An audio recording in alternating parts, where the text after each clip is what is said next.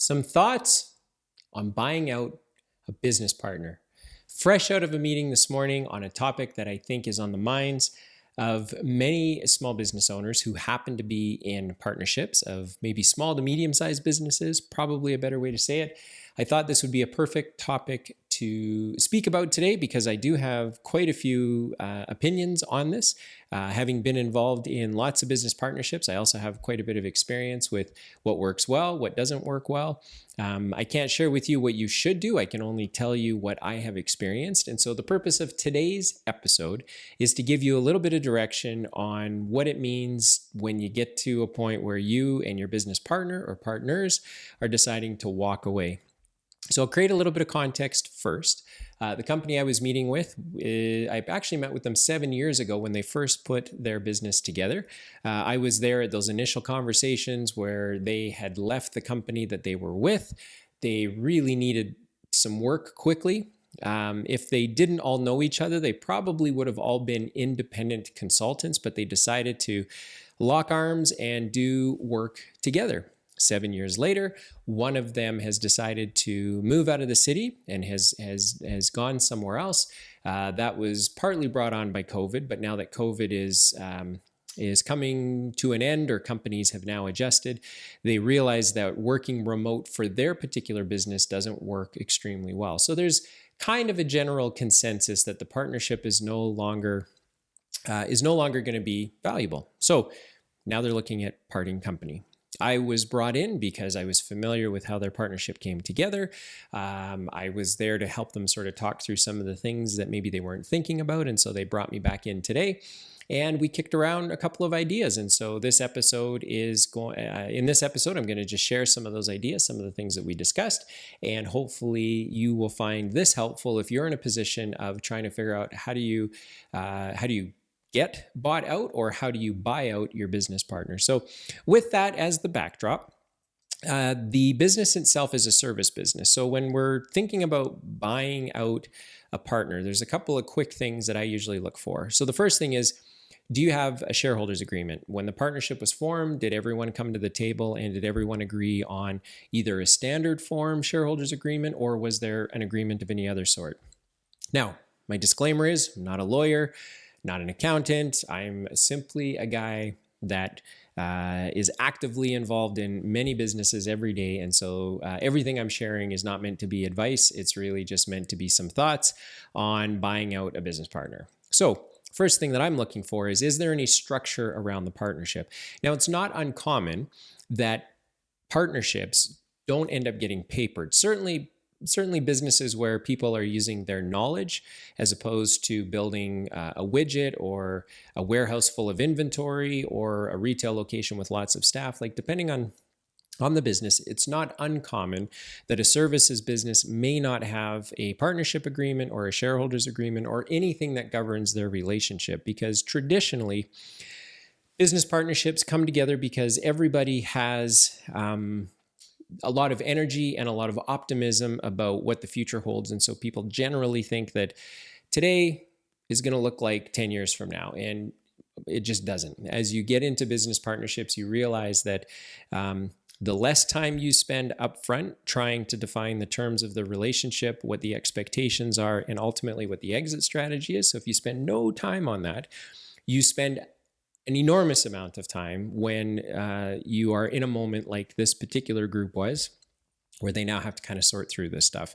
Everyone thought they were all on the same page going into the partnership, but because it was never spoken about, because it was never written down, because nobody asked a lot of tough questions, you get to an awkward moment where now someone has to leave the partnership and you end up having a conversation like the one I had this morning. So first of all, in this particular example, there was no governing agreement. So 7 years ago, even though they knew they should have put something together, they really just rolled up their sleeves and got to work, started making some money.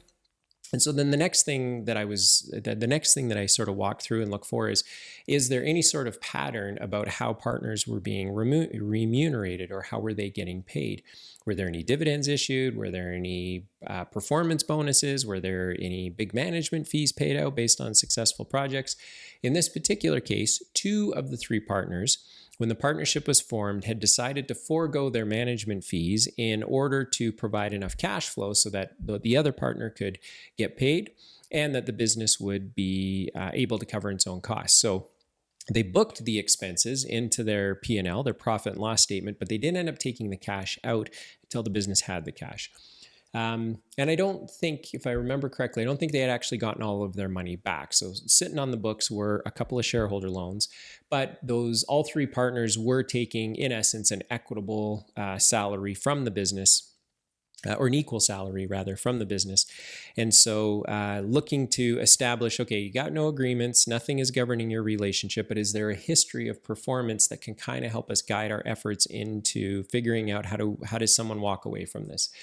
And there hadn't been any dividends paid. There hadn't been any performance bonuses. There was nothing paid. So technically speaking, being partners and shareholders in the company, there wasn't any real value being created. The opposite of that would be, no, every year we paid out profits. And then if the company needed money, we all put money back in to cover our expenses, and that was just what we did for the last 7 years. But in this case, they didn't do that. They made enough money to pay their salaries. The money in the bank was used to pay expenses. But because they trade their time for money and they have a small team of people working for them, there isn't really any value being created outside of the goodwill of the customer database, the annual billings that they're able to generate from their business. And so originally the partners thought, let's get a couple of business valuators involved and let's come up with a valuation. For me, when you're dealing with a company that doesn't have a shareholders agreement, when there's no history of how the natural movement of the partnership was working, it can be hard to all of a sudden put a hard stop in place and say, okay, now we're going to do this by the book. Now we're going to determine what the real book value of this business is, and we're going to look to come up with a way to pay you out. So what I had said to the group this morning was, I said, well, assuming all of that went really well, can you cut the check to pay that partner out? And the answer was, well, no, we don't have the money to do that. And I said, okay, well, are you going to borrow the money then to pay them out of this business if the cash isn't physically sitting in the bank account? And they said, no, we're not too interested in that. And then I said, well, what is the expectation of both parties?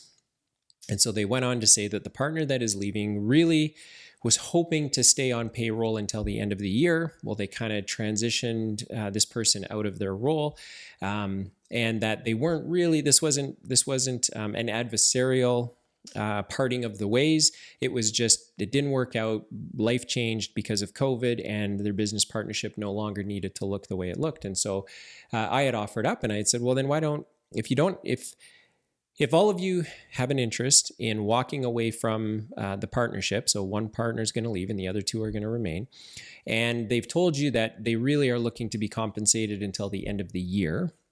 And if we look at how much money they put into the business originally, I think it was about $10,000. Maybe the best deal, because you guys can't write a check anyway, is to keep them on payroll. They get to recover the investment that they put into the partnership, and they get a little bit of runway so that over the next, what would that be, 4 months, 5 months, they are able to maybe find some other employment. They can maybe stay on your benefits plan. And once that last payment has been made, then the shares would automatically transfer over. And so in today's episode, I realized that buying out a business partner can be very complex. There are a lot of moving parts, and there's a lot of details, not the least of which are the emotions that everyone at the table is feeling. And today, as we talk through it, what you quickly realize is that what we thought of as something very complicated, because no one has ever done this before, and what this particular group does every day, they're a bunch of engineers, so they're not really sitting around thinking about legal agreements and all this sort of stuff. It just seemed like the simplest way to structure a deal where one partner could be bought out by the other two partners. There's no history of the business sitting on piles of cash that were ever paid out or accumulated. So the partner leaving would know that, I really don't have anything in the business that I'm trying to capture right now. The other two partners could simply be silent on it. I said, you guys could just choose not to buy out the third partner, and because they're not doing any work, they could just sort of sit there. But everyone had an interest in making sure that they could all look back a few years from now and say, was that the best deal we could have made at the time? And because getting a valuation and then deciding what their share would be worth in light of the fact that no one could actually cut the check sort of seemed like a bit of a useless exercise. And given that there's no history of the business generating big amounts of cash, there are no dividends being paid out, there are no performance bonuses being paid out, then the whole exercise almost feels a little bit forced and is expensive. It's not cheap to get some business valuations done. And if it's not even just the dollar cost, there's a bunch of time, because all of a sudden you have a couple of valuations that are, done on a slightly different basis.